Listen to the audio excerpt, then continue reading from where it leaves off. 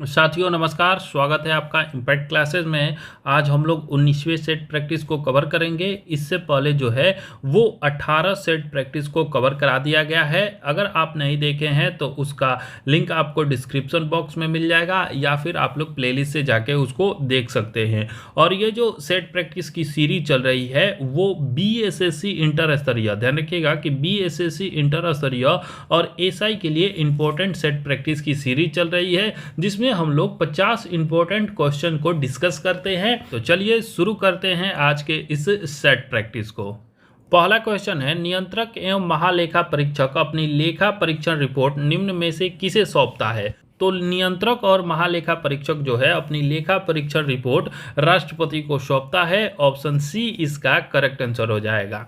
Next question है दूसरा, प्रधानमंत्री की नियुक्ति राष्ट्रपति करेगा और अन्य मंत्रियों की नियुक्ति प्रधानमंत्री के सलाह पर राष्ट्रपति करेगा। उपरोक्त उल्लेख संविधान के किस अनुच्छेद से है? तो यह जो अनुच्छेद है वो 75 से संबंधित है। ऑप्शन डी इसका करेक्ट आंसर हो जाएगा। ध्यान रखिएगा कि अनुच्छेद 75 में यह कहा गया है कि प्रधानमंत्री की नियुक्ति राष्ट्रपति करेगा और अन्य मंत्रियों की नियुक्ति जो है वो प्रधानमंत्री की सलाह पर राष्ट्रपति करेगा। तो इसका करेक्ट आंसर ऑप्शन डी हो जाएगा। नेक्स्ट क्वेश्चन देखते हैं फ्रेंड्स। अगला जो क्वेश्चन दिया गया है, तीसरा क्वेश्चन है, लोक अदालतों की स्थापना पहली बार निम्नलिखित में से किस राज्य में हुई थी? तो लोक अदालत जो है वो पहली बार गुजरात में किया गया था। ऑप्शन बी इसका करेक्ट आंसर हो जाएगा। नेक्स्ट क्वेश्चन है चौथा, शक्ति के पृथक्करण का सिद्धांत निम्नलिखित में से किस राजनीतिक विचारक ने दिया है? तो यह जो सिद्धांत है शक्ति के पृथक्करण का सिद्धांत, यह मॉन्टेस्क्यू के द्वारा दिया गया है। ऑप्शन सी इसका करेक्ट आंसर हो जाएगा।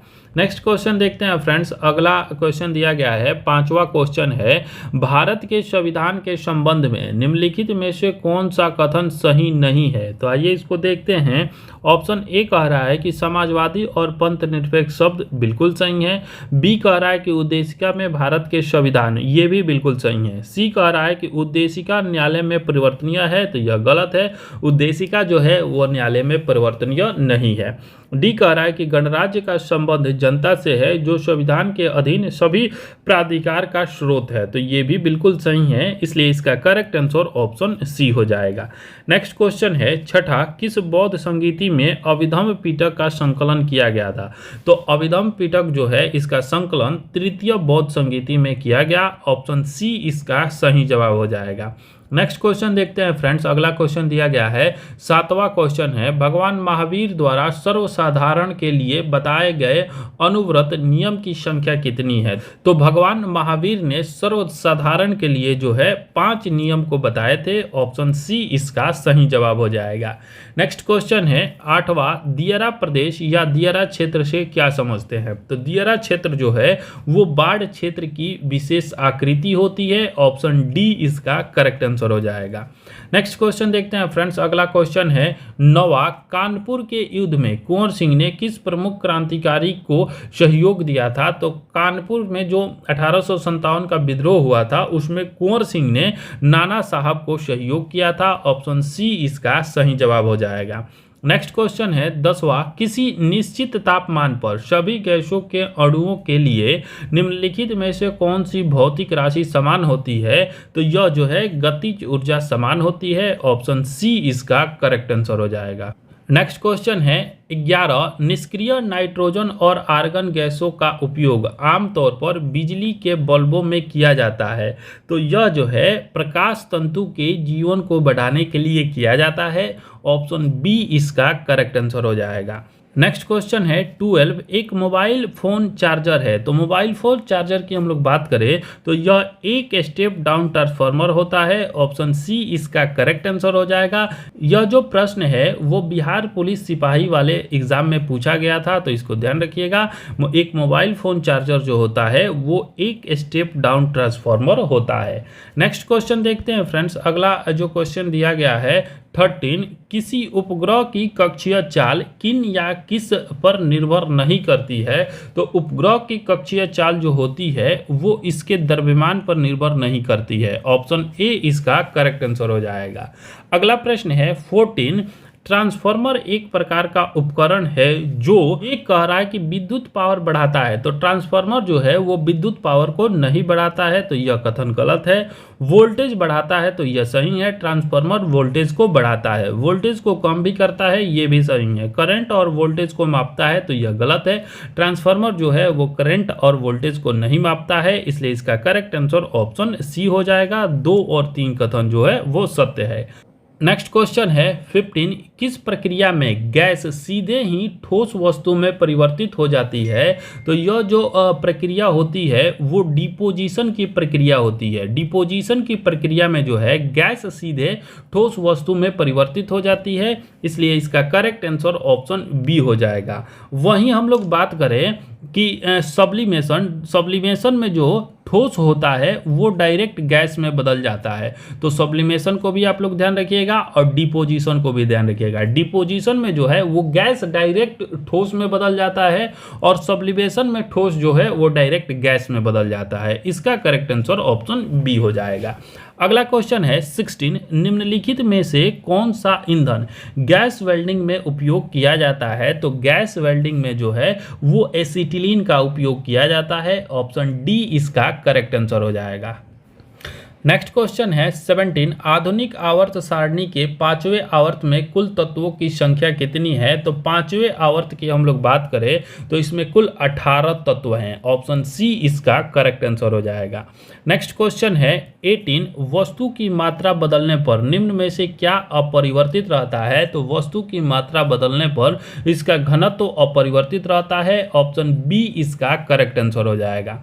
नेक्स्ट क्वेश्चन देखते हैं फ्रेंड्स। अगला क्वेश्चन है 19, धुआं किस प्रकार का मिश्रण है? तो धुआं जो है एक तरल और एक ठोस के साथ मिश्रित गैस है। ऑप्शन डी इसका करेक्ट आंसर हो जाएगा। नेक्स्ट क्वेश्चन है 20, निम्न में से कौन सा तत्व कमरे के ताप पर एक अभिलाक्षणिक गंध युक्त हरी पीली गैस के रूप में होता है? तो यह जो है वो क्लोरीन है। इसका करेक्ट आंसर ऑप्शन डी हो जाएगा। नेक्स्ट क्वेश्चन है 21, खसरा निम्न में से किसके कारण होता है? तो खसरा की हम लोग बात करें तो यह वायरस जनित रोग है। ऑप्शन बी इसका करेक्ट आंसर हो जाएगा। नेक्स्ट क्वेश्चन है 22, मानव पाचन तंत्र में पाचन की क्रिया शुरू होती है, तो पाचन की क्रिया जो है वो मुख गुहा से शुरू होती है। ऑप्शन बी इसका करेक्ट आंसर हो जाएगा।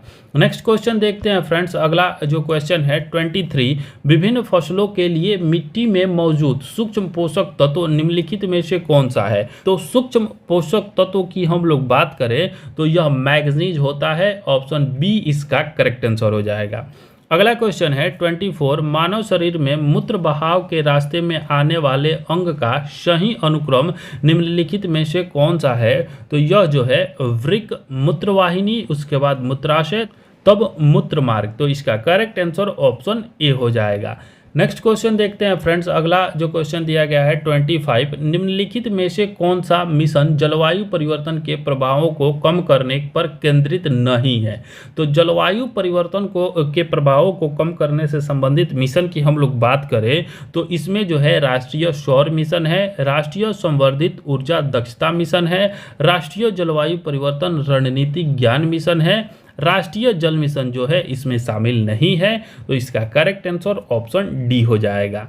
अगला प्रश्न देखते हैं फ्रेंड्स। नेक्स्ट जो क्वेश्चन है 26, वन्य जीवों की आबादी में भारी गिरावट देखी जा रही है, इसके कारण क्या है? तो इसके कारण की हम लोग बात करें तो वनों की कटाई इसका कारण है, आवास की हानि इसका कारण है, जलवायु परिवर्तन भी इसका कारण है, पशुओं का अवैध शिकार, पशुओं का जो अवैध शिकार है वो भी इसका कारण है। इसलिए इसका करेक्ट आंसर ऑप्शन डी हो जाएगा। नेक्स्ट क्वेश्चन देखते हैं फ्रेंड्स। अगला क्वेश्चन दिया गया है 27, रियांग जनजाति भारत के किस राज्य में पाई जाती है? तो रियांग जनजाति की हम लोग बात करें तो यह त्रिपुरा में पाई जाती है। ऑप्शन ए इसका करेक्ट आंसर हो जाएगा। अगला क्वेश्चन है 28, सूची 1 को सूची 2 से मिलान करें। एक तरफ सूची 1 में उद्योग दिया गया है और दूसरी तरफ सूची 2 में नगर दिया गया है। तो आइए इसको देखते हैं। ऑप्शन ए कह रहा है कि कागज एवं लुगदी, तो कागज एवं लुगदी की हम लोग बात करें तो यह डालमिया नगर में है, तो ए का हो जाएगा 1। उसके बाद से सिगरेट की हम लोग बात करें तो ये दिलबारपुर में है, तो बी का हो जाएगा 2। प्लाईवुड की बात करें तो यह हाजीपुर में है, सी का हो जाएगा 3। जूट की हम लोग बात करें तो यह पूर्णिया में है, तो डी का हो जाएगा 4।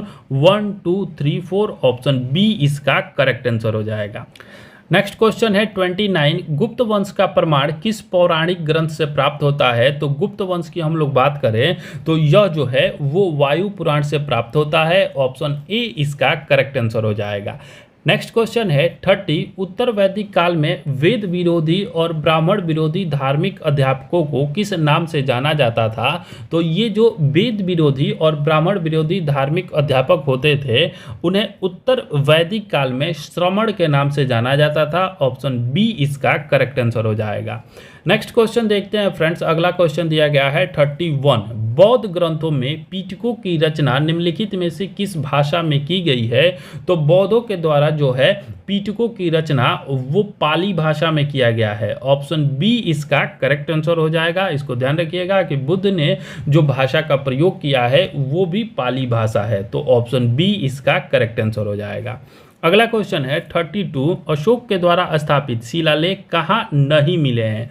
तो अशोक के जो शिलालेख है वो गिरनार में मिले हैं, कंधार में मिले हैं, टोपरा में मिले हैं, लेकिन पाटलिपुत्रा में एक भी शिलालेख नहीं मिले हैं, इसलिए इसका करेक्ट आंसर ऑप्शन सी हो जाएगा। नेक्स्ट क्वेश्चन देखते हैं फ्रेंड्स, अगला क्वेश्चन है 33, सातवाहन काल में प्रचलित मुद्रा किस धातु के बने होते थे? तो सातवाहन के द्वारा जो है वो प्रोटीन के सिक्के चलाए गए थे, तो ऑप्शन डी इसका करेक्ट आंसर हो जाएगा। अगला प्रश्न है 34, चंद्रगुप्त प्रथम ने गुप्त संवत का आरंभ किस उपलक्ष्य में किया था? इंपॉर्टेंट क्वेश्चन है, चंद्रगुप्त प्रथम के द्वारा जो है गुप्त संवत का आरंभ अपने राज्यारोहण के स्मारक के रूप में किया गया था, ऑप्शन ए इसका करेक्ट आंसर हो जाएगा। नेक्स्ट क्वेश्चन है 35, भगत जवाहरमल ने किस विद्रोह या आंदोलन का नेतृत्व किया था? तो जवाहरमल की हम लोग बात करें तो इसने जो है वो कूका विद्रोह का नेतृत्व किया था, ऑप्शन डी इसका करेक्ट आंसर हो जाएगा। नेक्स्ट क्वेश्चन है 36, नरबली प्रथा समाप्त करने का श्रेय किस गवर्नर जनरल को जाता है? तो नरबली प्रथा जो है वो समाप्त किया था लॉर्ड हार्डिंग प्रथम ने, ऑप्शन डी इसका करेक्ट आंसर हो जाएगा।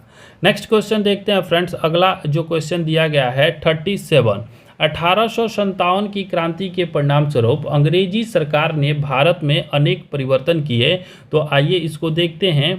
ऑप्शन ए कह रहा है कि सेना का पुनर्गठन किया गया एवं भारतीय सैनिकों की तुलना में अंग्रेजी सैनिकों को बढ़ा दिया गया, बिल्कुल सही है।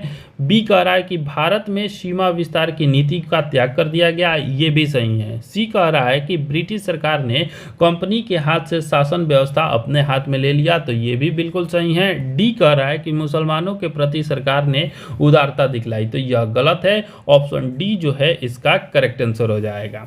नेक्स्ट क्वेश्चन देखते हैं फ्रेंड्स, अगला क्वेश्चन दिया गया है 38, किसने कांग्रेस सम्मेलन को 3 दिनों का तमाशा कहा था? तो यह जो है अश्विनी कुमार दत्त के द्वारा कहा गया था, ऑप्शन डी इसका करेक्ट आंसर हो जाएगा। अगला क्वेश्चन है 39, निम्न में से कौन कभी भारतीय राष्ट्रीय कांग्रेस के अध्यक्ष नहीं चुने गए? तो राजेंद्र प्रसाद की हम लोग बात करें तो ये राष्ट्रीय कांग्रेस के अध्यक्ष थे।